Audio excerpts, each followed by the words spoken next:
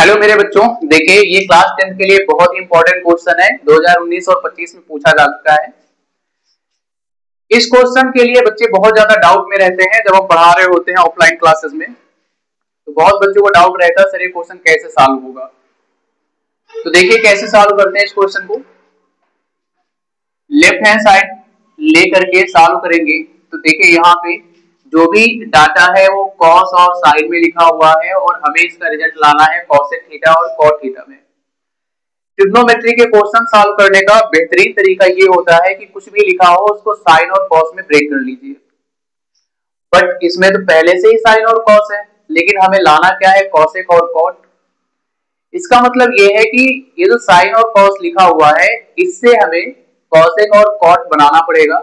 अब आप ये बताइए बच्चों कि यहाँ पे जो कॉस थीटा लिखा है तो क्या कॉस थीटा से हम कॉसेक या कॉट बना सकते हैं? तो आप कहेंगे जी बना सकते हैं। अगर cos थीटा के डिवाइड में sin थीटा होता, अगर cos थीटा के डिवाइड में sin थीटा होता तो ये क्या बन जाता? cot थीटा बन जाता। अब ये बताइए कि cos थीटा के डिवाइड में sin थीटा कब आएगा? जब डिवाइड करेंगे sin थीटा से। इसलिए यहाँ पे जो न्यूमरेटर है और डिनोमिनेटर है दोनों में sin थीटा से डिवाइड कर देंगे। डिवाइड क्यों किया है आप समझ गए, क्योंकि यहाँ पे जब sin थीटा से डिवाइड करेंगे तो cot आएगा, इसमें sin थीटा से डिवाइड करेंगे 1 अपॉन sin थीटा तो cosec बन जाएगा। इसलिए हम क्या करते हैं डिवाइडिंग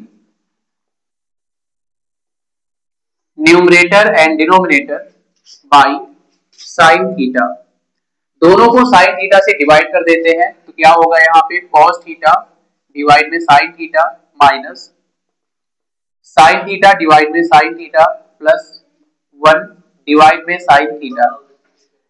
ऐसे ही डिनोमिनेटर में भी डिवाइड करना है cos थीटा, इसको भी sin थीटा से डिवाइड कर लेंगे प्लस sin थीटा डिवाइड में sin theta minus 1 upon sin theta. अब बच्चों cos theta by sin theta का फॉर्मूला होता है cot थीटा। sin थीटा से sin थीटा कैंसिल आउट होगा तो 1 बचेगा। 1 अपॉन sin थीटा का फॉर्मूला होता है बच्चों cosec theta. cos theta divide sin theta अभी बताया है cot थीटा होता है। sin थीटा से sin थीटा कैंसिल आउट होगा 1 आएगा माइनस 1 अपॉन sin थीटा किसके इक्वल होता है मेरे प्यारे बच्चों cosec थीटा। अब आप ये बताइए कि यहाँ पे जो cosec और cot लाना था वो तो आ चुका है, लेकिन यहाँ पे 1 एक्स्ट्रा आ रहा है तो 1 को क्या करें? तो बच्चों जब भी ऐसा कुछ लिखा हुआ हो कहीं पे sin theta plus cos theta plus 1 या माइनस 1, तो इस केस में हम ये नहीं कह रहे हैं कि इस क्वेश्चन में हम बता रहे हैं इस टाइप का अगर क्वेश्चन आता है जैसे साइन और कॉस है तो 1 के प्लेस पे हम साइन और कॉस से रिलेटेड आइडेंटिटी लगाते हैं जो कि होती है sine square theta plus cos square theta equal to 1। तो जहां पे 1 होगा वहां पे ये लिख देंगे। अगर यहाँ पे कॉट और कॉसेक थीटा लिखा हुआ है तो आप ये सोचिए कि क्या कोई आइडेंटिटी होती है कॉट और कॉसेक से रिलेटेड जो 1 के इक्वल होती हो।